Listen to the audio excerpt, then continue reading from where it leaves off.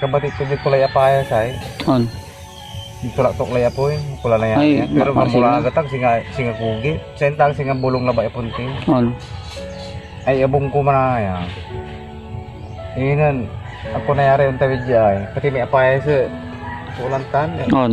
Pati ka ti man hindi mo kalsada. Kasi biya ay balag din siya. So hello mga katata, Lino Infante nga po ulit po ito. Nagbabalik po tayo sa panibagong vlog.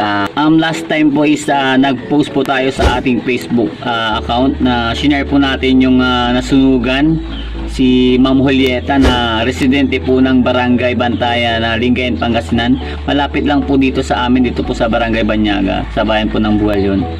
Napakiusapan ko yung aking pamangkin na kung pwede hiramin ko muna itong motor niya, itong tricycle niya para po may magamit po tayo ngayong araw. So yun po mga katata, samahan niyo po ako.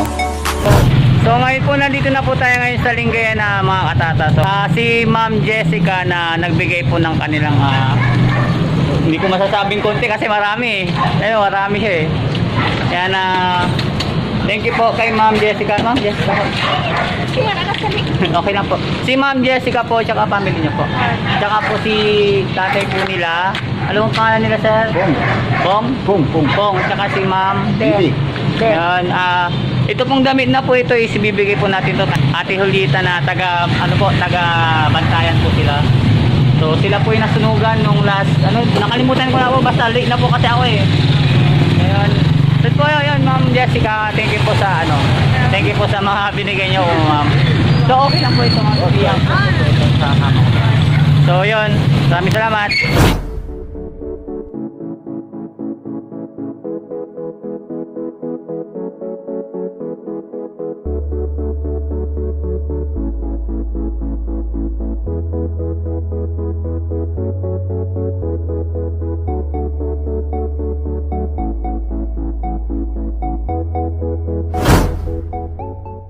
So yun ho mga katata, nandito po tayo sa mismong bahay ni Ma'am Julieta, kung saan po doon po dito po mismo nasunog yung bahay po nila. So ito po yung mga gamit nilang nasunog mga katata. So ito po yung mga ilan sa damit po nila. Yan, wala na talagang mapapakinabangan dyan. Yan. So yun nga po nakwento ni Ma'am Julieta na buti nga lang daw po wala pong tao dito. So ito po yung anak ni Ma'am Julieta. Ano po yung pangalan na sir? Agohan po. Agohan. Saan ka nag-aaral? Sa Pulong. Pulong National High School. Okay.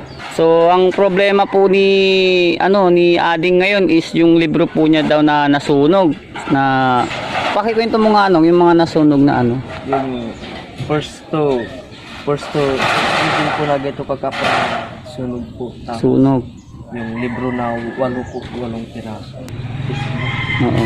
Pero ang request ko lang po yung last na module na request ako na yung forbidding na lang. Ay, nagbibigyan ka. Opo, Pero nasabi mo naman. Opo, nabigay na po sa akin. Tapos tatapusin ko lang.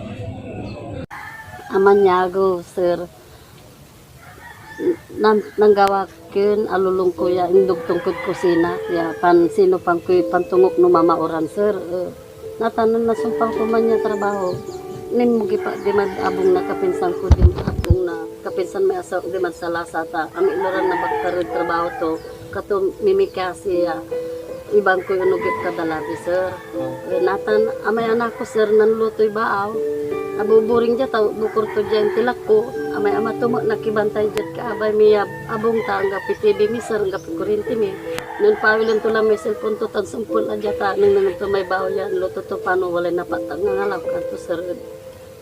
Nun kasabi to dyan sir, nan lukso ta kapal dolay apoy may napulan na bungi sir. Kato, pero nagapan niya mat sir, nangalay danom-danom di matimba ta kadalabi man titipo nak sir dakelya danom tapan sasalok ko pisi-pisi ko jad abay na bumi.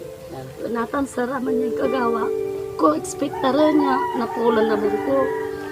Natan manakisak sir nun si mabiyarara may bumbiro di tagpaway kagi gapula bungko ngerto si panay mangko kang ko sir. Natan kandara may walat paway makakabangon kayo natin kaya mo yan. Buti nga walang nasunog na mga pamilya mo, sabi nila sir. Aman sunog awad abong sir. May nanapod may nanlutoy bahaw, siguro wali at ilat siya nga sir, napatag. Maraming salamat po sir sa mga tulong biyayang binigay niyo po sa amin. Sana po makapag-umpisa po kami ulit na babangon itaguyod ang aming pamilya para makapag-umpisa po kaming mabuhay ulit. Maraming salamat po sa mga pinagkaloob niyong tulong po sa amin na pagsisimulan naming tumayo ulit. Maraming salamat.